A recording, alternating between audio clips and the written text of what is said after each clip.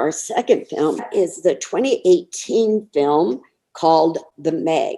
It is also based on a novel. It is very imaginative, let's put it that way. The director of the film is John Turtletop. It stars Jason Statham, and he plays the lead, Jonas Taylor. And then there is a wonderful, beautiful Chinese actress in it. Her name is Bin Bing Li. She is beautiful, and she does such a good job in this film. One of the faces that you're going to recognize is Rainn Wilson. He plays Morris, and he reminds me of the Elon Musk, Jeff Bezos, rich guy that's financing all of this stuff and sort of pulling the strings. And he is also provides a lot of the antagonism. You don't know it at first. You had said people would know Rainn Wilson, and if you didn't understand what Mary meant by that, he's Dwight Schrute from The Office. He's also that one guy on The Office that's just, you want to pull pranks on him because he's hilarious with how he acts about it. I love the visual effects. After having the Megalodon in the exhibit and then seeing the Meg, the visual effects and the size comparisons, it puts it into perspective a lot more. However, it's a non-feasible movie. It cannot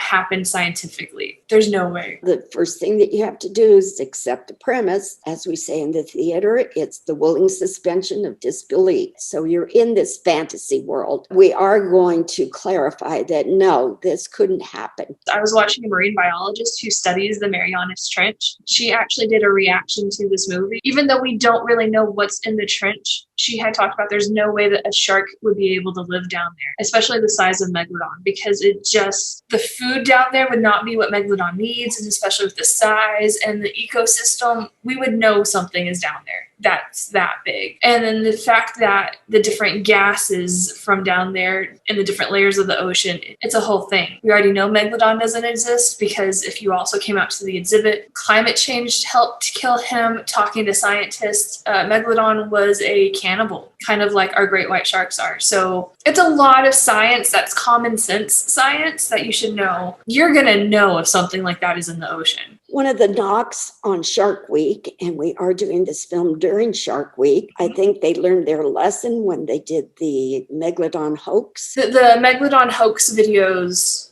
have been since 2016. Each year up until last year was a different video about Megalodon. A lot of the facts that they talked about in the videos were actually real, like how long Megalodon was, the size of his tooth compared to regular tooth, how he would have been a meat eater and actually gone after whales and things like that, like the great white. But they made it seem like he was alive. Yes. And the very last documentary that they did on him discussed that all of those documentaries were a hoax, and they were just trying to get people interested in shark conservation. And the fact that this one shark did exist, they caused a lot of drama that they should not have. I think they lost a lot of credibility because before that, people would watch Discovery Channel. They said these are documentaries and what they're doing is true science. They did it as a stunt. It was sensational. And yeah, it did the trick. It got people talking and thinking. A lot of people would take that out of context, no matter how much you said, no, and this is why. They did bad, but at the same time, they did good because they started that conversation. But once it's on the internet, it's out there for forever. And in real life, Jason Statham was a very accomplished swimmer. He competed in the 1990 Commonwealth Games. A lot of his stunts in this, he could do in real life. So that's interesting. I like him as an actor. I think he has a lot going for him. I don't know who they would have cast, but for that role, the seriousness, yet the kind of snide comments and like the little small quirks. Again, I can't think of someone who would have been better. I can't either. I agree. They did a lot of the filming in New Zealand. I think a lot of the technology that they showed, the vessels that they were all traveling in, they don't really exist, do they? They're working towards them. They kept saying, well, we've never gone down to this depth. We don't have any kind of submarines that can tolerate the pressure, right? The only person that I know of that has actually gone down there, and they also did this in a documentary, was James Cameron, who filmed Titanic, and he filmed, multiple other movies. He has a little ball. Something about the force on a ball is better than an elongated tube.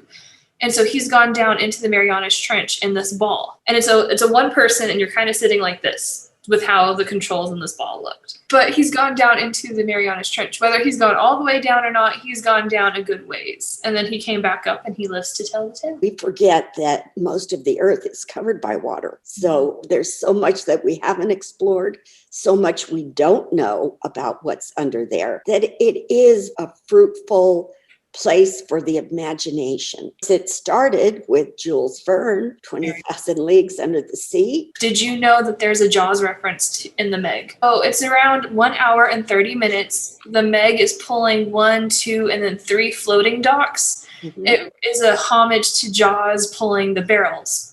Well, one thing that I did read is another homage. When Jonas is in the water, he starts singing to himself, just keep swimming, just keep swimming. And that is what Dory sings in Finding Nemo. There's actually more than one Jaws reference as I'm looking at IMDb right now. Around 42 minutes when they're giving a representation in front of a Megalodon Jaws, the person standing in the Megalodon Jaws is Matt Hooper from Jaws. That's great. And that's why we do these introductions, because we can bring out some interesting points that might help you when you're watching this. You see it in the commercials, if anyone remembers the commercials, where there's a small child and she's standing in a glass hallway, and then next thing you know, you kind of see the Jaws kind of do this, and then it bites down on the glass. And so you just see her standing in the jaw frame, and that's a massive representation of how one small little thing compared to this giant thing is. And then there's another one of a person sitting in a donut, a life preserver, just kind of floating in the ocean. And you see Meg kind of come up,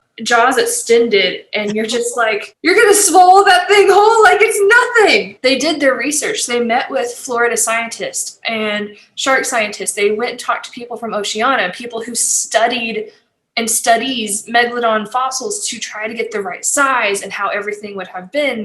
There is such a big difference. Compare 1975 effects, they're having trouble with the mechanical shark, to what you can do in 2018. And of course, now we have what they call CGI, computer generated images. And they can do a lot more. They can create a whole visual world that doesn't exist. In 1975, they're going to have to create something, make it work, and film it, whether it's a small model, like they did a lot of stuff in Star Wars and in Jaws. I'm going to put the Meg and the two new Jurassic Worlds.